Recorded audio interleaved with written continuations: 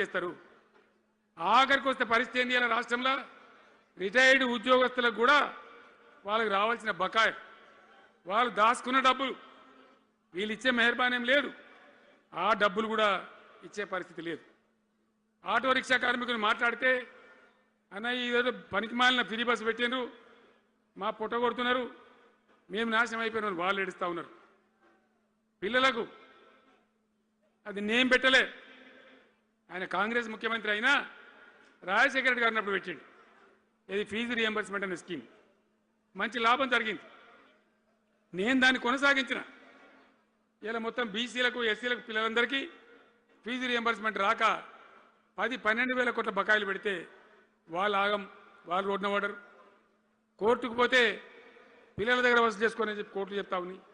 వాళ్ళ గతి ఏం కావాలి? ఇప్పుడు ఎవరిని కదిలిచ్చినా ఈ రాష్ట్రంలో ఎవరిని మాట్లాడించినా, ఒక విద్యార్థిని మాట్లాడినా, ఒక రిటైర్డ్ అయిన ఉద్యోగిని మాట్లాడినా, పనిచేస్తున్న ఉద్యోగిని మాట్లాడినా, రైతాంగంతో మాట్లాడినా ప్రతి వాడు ఒక అసంతృప్తి, ఒక బాధ, మాకేదో అన్యాయం జరిగినటువంటి పరిస్థితిలో మాట్లాడుతూ ఉన్నారు. పిల్లల పాపం చదువుకునే వాళ్ళు ఉంటే వాళ్ళకి విదేశాల్లో సీట్లు వస్తే 20 లక్షల రూపాయలు ఇచ్చాం.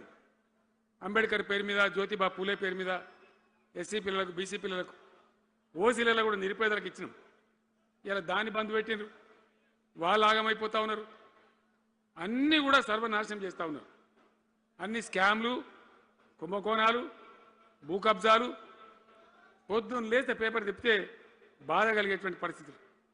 సో ఈ రకంగా సింగరేణి, అద్భుతంగా ఉన్న సింగరేణి నాశనం చేసి ఇలా బొగ్గులకు స్కామ్, సివిల్ సప్లైస్ల స్కామ్, మొత్తం అని కూడా స్కామ్లు, దోపిడీ తప్ప ప్రజలకు పనిచేసే పరిస్థితి లేదు.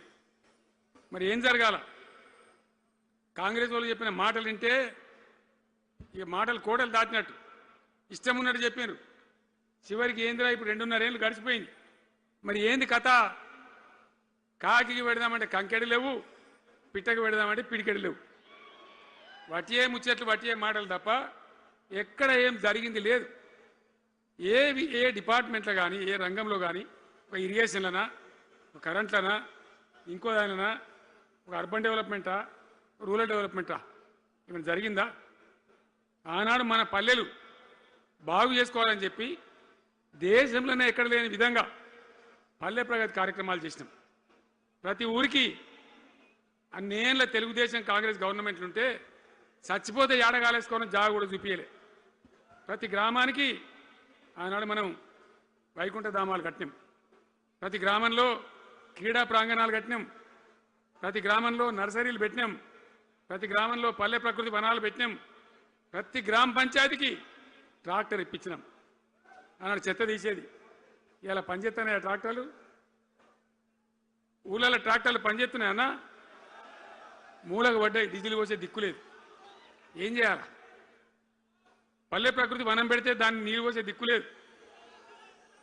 ఏం రోగం వచ్చింది? ఏం బాధ?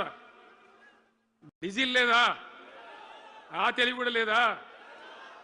ఆ రోజు నేను చెప్పిన ఆర్థిక శాఖ కార్యదర్శిని పిలిచి అవసరమైతే ఎమ్మెల్యేల జీతాలు బంద్ పెట్టుండ్రు కానీ గ్రామ పంచాయతీల డబ్బులు మాత్రం విడుదల చేయండి అని చెప్పిండు. అంత టెన్షన్గా డబ్బులు పంపించేది, కార్యక్రమాలు జరిగేది, గ్రామాలు మంచిగా ఉండేది. అది నాశనం పట్టిండ్రు. మున్సిపాలిటీలు అయితే మురిక్కుపాలు అయిపోయినాయి. మరి ఏం చక్కగా ఉన్నట్టు?